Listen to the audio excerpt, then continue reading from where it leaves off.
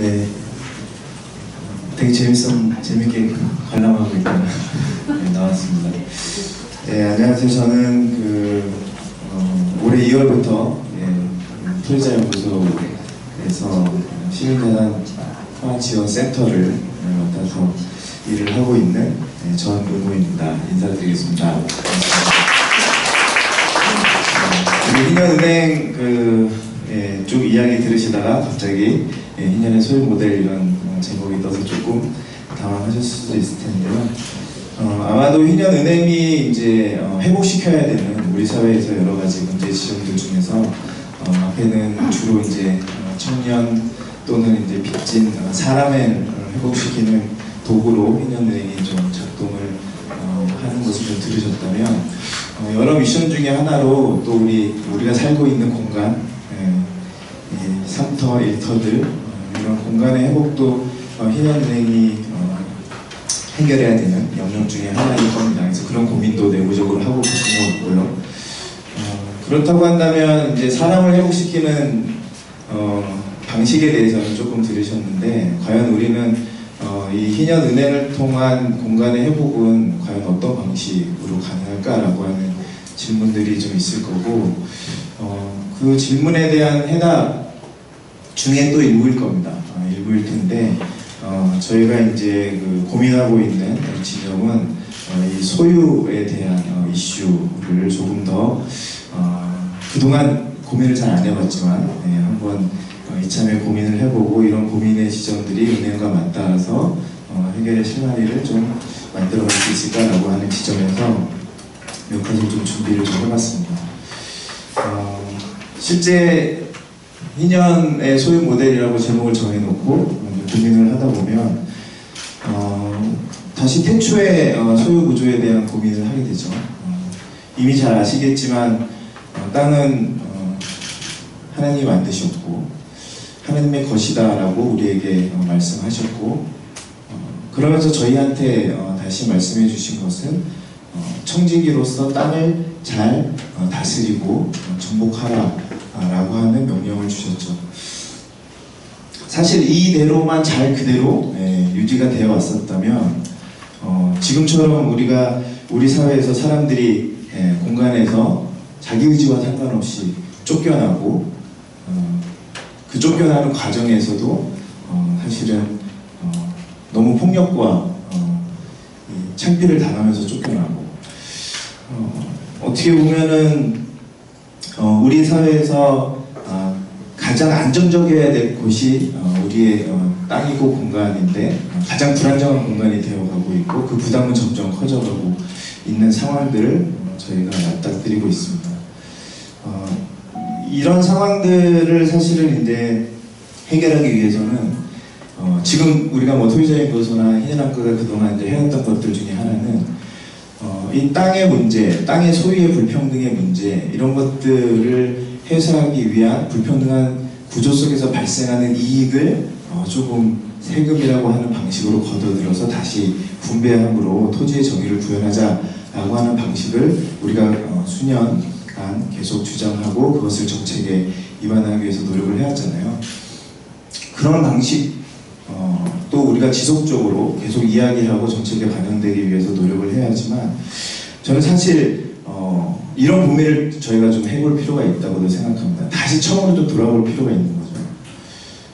소유의 구조가 불평등해지고 사유의 비율이 점점 늘어가고 그런 사유를 하는 사람들의 비율은 정치적인 비중은 높아가지만 사유하는 사람들의 비율은 점점 줄어들고 있죠. 소수가 점점 더 많은 공간을 사유해 가고 있고 그런데 우리는 그렇게 구조가 바뀌어가는 상황들 속에서 왜 이 소유 그리고 이 원소유자가 우리에게 말한 그 명령을 지킬 수 있는 그런 구조 자체가 깨지는 것에 대한 안타까움 또는 그런 구조를 다시 회복시키려고 하는 우리 스스로의 노력 이런 것들은 왜 하지 않았을까?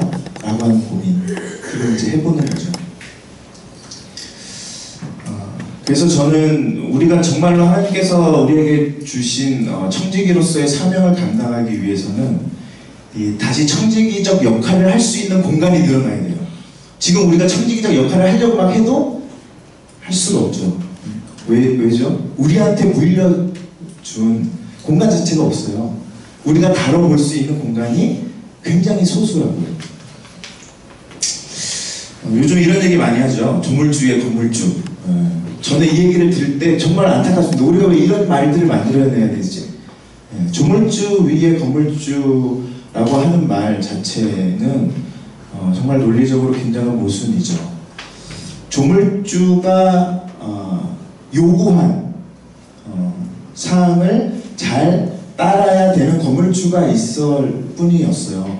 태초에는. 그렇죠? 근데 어느 순간 조물주를 대체해버리는 이상한 이 청지기들이, 아까 김준 목사님 말씀하실 때 불의한 청지기, 그 불의한 청지기는 그래도 좋은 일을 하는 불의한 청지기였지만 정말 불의한 청지기들이 많이 있는 상황이지 않습니까? 이때 해결책은 다시 주인이 등장해서 너네 왜 이렇게 관리하고 있니? 라고 한번 해줬으면 좋겠지만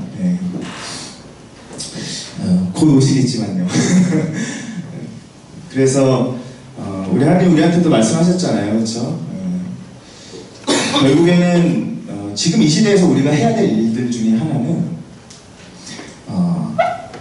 이 조물주, 오너십을 가지고 있는 조물주, 그 조물주 다음 건물주의 등장이 좀 필요한 시대입니다.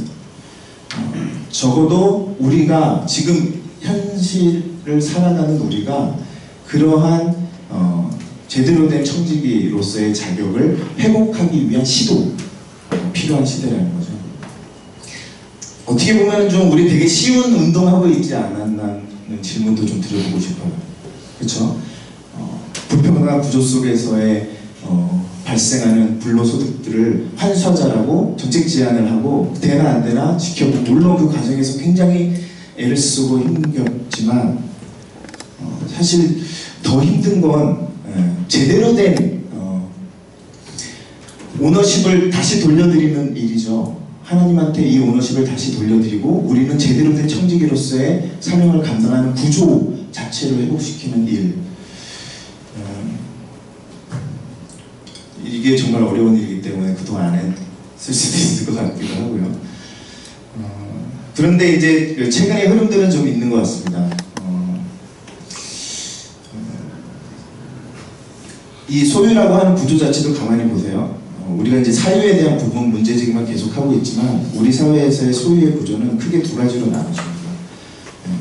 국가라고 하는 공공기관이 가지고 있는 퍼블릭한 오너십이 있고, 또 개인들, 그게 또 회사가 됐든 뭐가 됐든 사인이라고 통칭되는 프라이빗한 오너십이 있죠. 근데 이제 이런 국가와 어떤 시장이라고 하는 이 구조 사이에 최근에 좀 이상한 흐름들은 시민 또는 사회적이라고 하는 새로운 영역이 좀 등장을 하고 있어요. 이 영역들의 등장은 국가가 주도했었던 시스템, 시장이 주도했던 시스템의 한계를 인정하고, 못 살겠다, 우리가 내 당사자인 내가 이 구조 안에 새로운 대안들을 만들어 가겠다라고 하는 움직임이에요. 그런 움직임들 속에서는 서로 연대하고 모이고 협력하는 구조를 만들어내게 됩니다. 그리고 이 소비자에 머물렀던 우리, 국가가 정책을 만들면 그 정책의 소비자, 시장이 상품을 만들면 상품의 소비자였던 우리가 이제 생산자로, 유통에 참여하는 자로, 투자하는 자로 참여하는 시대로 점점 가고 있다는 거죠.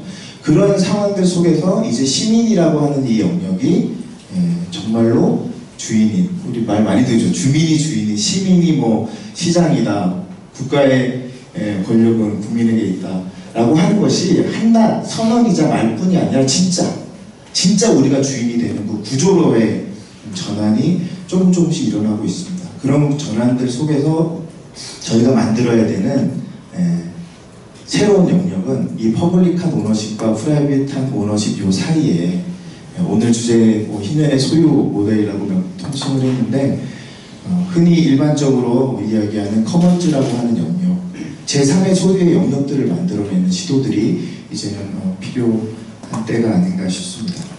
아마도 그러한 이제 사례들, 사실 너무 많은데요. 같이 공유하고 소개드려주고 싶은 사례들 많은데 시간 관계상 영국의 로컬리티라고 하는 조직이 있어요. 이 조직은 한 600에서 700개 정도 되는 회원사를 거느리고 있는 협회라고 보시면 되는데, 그 600에서 700개 되는 회원사들이 무엇을 하냐면 지역에 가서 지역 단위에서 마을이 공동으로 소유하는 공간들을 가지고 그 공간에서 집을 제공해주고 상가를 제공해주고 커뮤니티 시설을 제공해주면서 마을을 재생해내고 지역을 살려내는 일을 하고 있습니다. 그런 활동을 쭉 20, 30년간 해오면서 이들이 지금 선언하고 있는 이야기들이에요. 우리가 커뮤니티적으로 자산을 소유했더니 우리 스스로가 더 많은 다스림을 하고 우리 스스로가 이 전국의 힘, 파워를 가질 수 있다고 하는 선언을 일상에서 해내고 있는 일반적 사회적 조직들입니다. 앞에서 하나님이 우리한테 땅을 다스리고 정복하라고 하셨던 그 명령을 일상에서 구현해내고 있는 조직들이 우리 주변에 있어요. 다만 우리 사회, 한국에서는 이런 시도들이 이제 막 이루어지고 있고 그 경험들이 미천하기에 방식에 대한 부분부터 해서 이것을 구현해 나가는 과정에서의 제도적 한계들이 많이 있죠.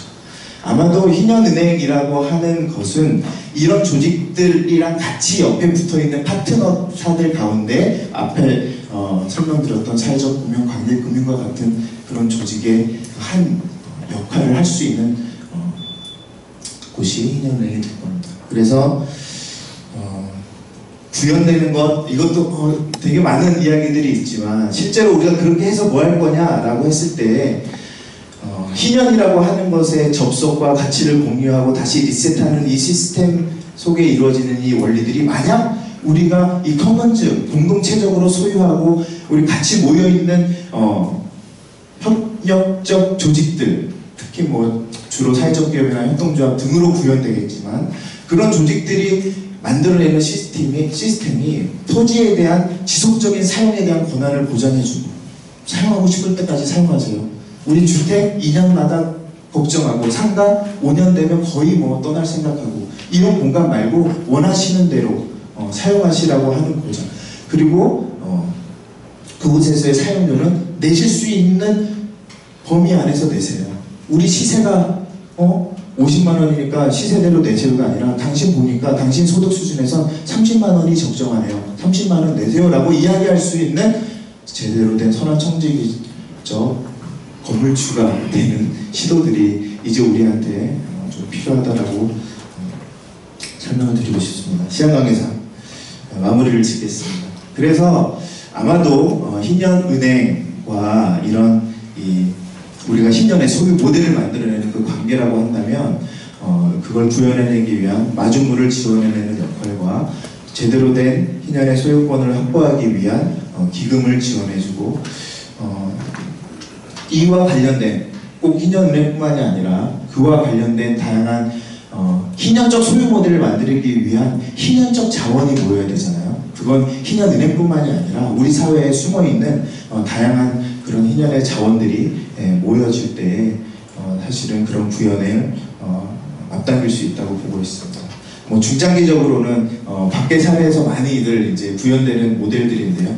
결국에는 자본과 선한 자본과 선한 사람들과 그리고 그것을 계속해서 이끌어가게 하기 위한 선한 파운데이션들이 우리 희년 학교와 희년은행 같이 고민하고 있는 여러 주체들과 함께 중장기적인 희년의 재단까지도 함께 꿈꿀 수 있는 그런 소망을 가져보면서 제 발표는 여기서 마치도록 하겠습니다.